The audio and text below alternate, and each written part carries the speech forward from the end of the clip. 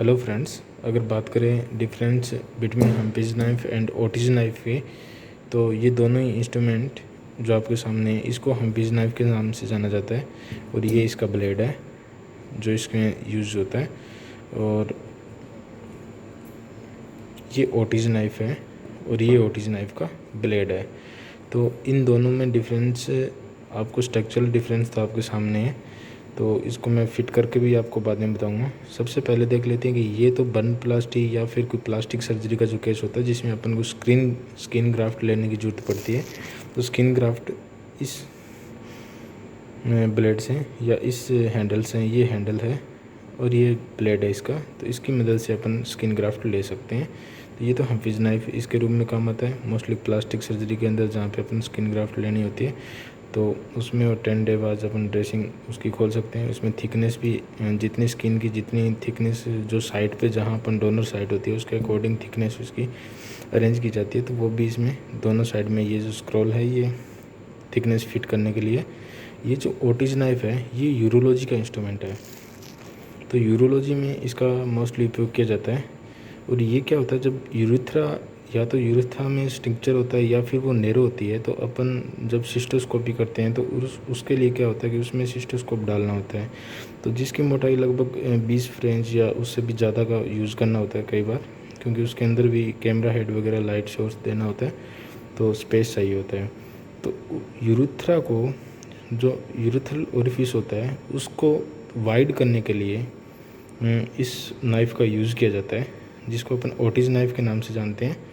तो इसमें क्या होता है कि यूरिथ्रा का जो ओरिफिस होता है उसको कट लगा के अंदर से वाइड किया जाता है, ताकि उसमें आसान से 20 फ्रेंच या उससे बड़ी जो सिस्टोस्कोप या उसकी जो सीथ होती है वो आराम से चली जाए इसलिए। तो ये इसका हैंडल है, ओटिज नाइफ़ के नाम से जाना जाता है इसको। ये इसका हैंडल है और ये इसका ब्लेड है ओटिज नाइफ़ का। तो अगर इसको फिट करने की बात आए तो इसको फिट कैसे किया जा सकता है, तो मैं आपको बताता हूँ कि इसको फिट करने के लिए, जैसे अगर इसको फिट करना हो तो ये देखो, इसके ऊपर एक चीज़ और होती है, इस पर देखो, इस पर मार्किंग जो की हुई है, तो इसमें जो यहाँ पे अगर जो इसकी इनर, एक तो इनर पार्ट है, एक इसका आउटर है, इनर वाले को घुमाया जा सकता है ना।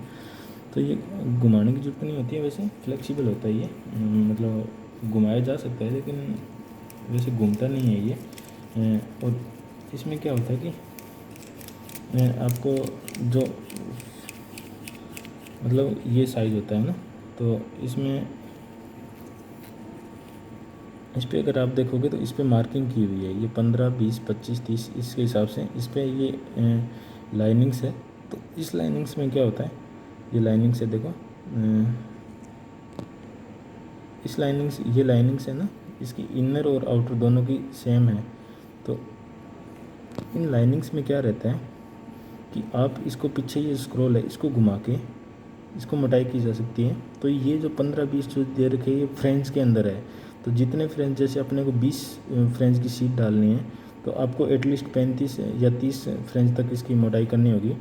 तो आप इसमें सबसे पहले नाइफ़ फिट करने के लिए क्या करोगे, आप इसका नाइफ़ लिया और नाइफ़ को, इसको कट को ऊपर की साइड में करके और यहाँ से जाते हुए नाइफ़ को आप डायरेक्ट इसमें ले जाओगे, यानी इसमें, इसके थ्रू आपने जैसे पहले नाइफ एंड आपको फिट करना है, तो नाइफ फिट करने के लिए आप इसमें जो मार्किंग है इसमें लगा के नाइफ़ को, और ऊपर से एक थंब से इसको प्रेस करके होल्ड करते हैं ताकि नाइफ बाहर ना आए। और अंदर जाने के बाद ये बाहर नहीं आता, क्योंकि ये जो है ना, इसमें वायर है, वायर से ये बाहर आते नहीं हैं, क्योंकि वायर इससे मोटा है।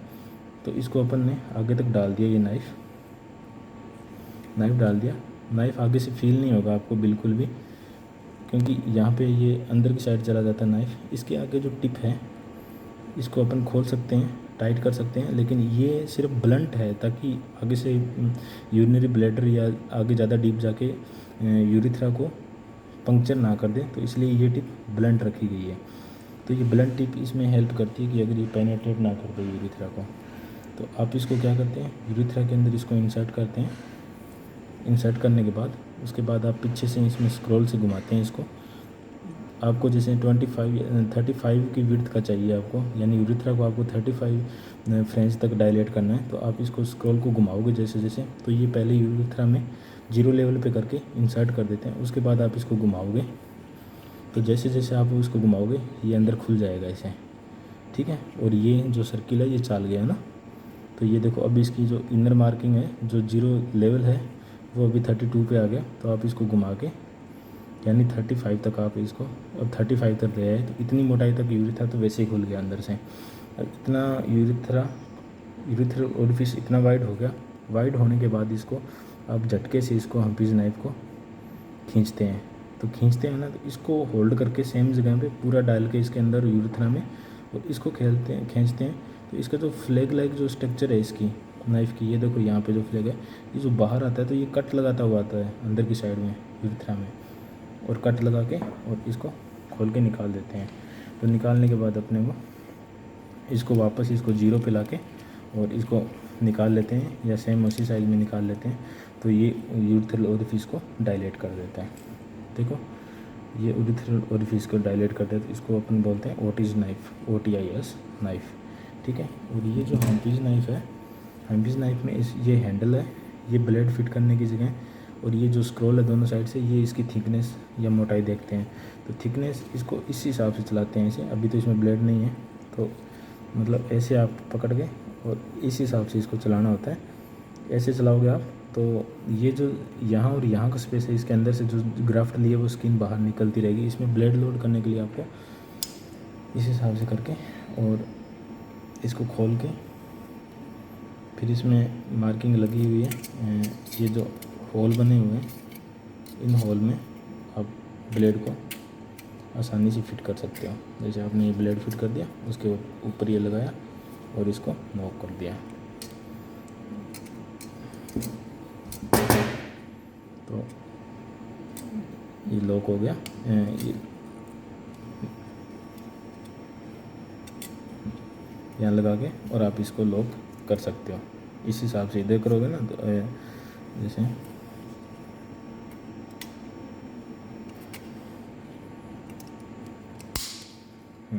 अभी देखो आवाज़ आई, उसके बाद आप इसको लॉक कर सकते हो।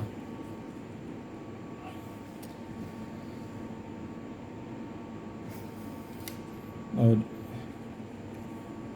ये ब्लेड इसमें यूज़ होता है स्किन ग्राफ्ट के लिए। ये हम्पीज नाइफ है, ये ओटिस नाइफ है। Okay, thank you.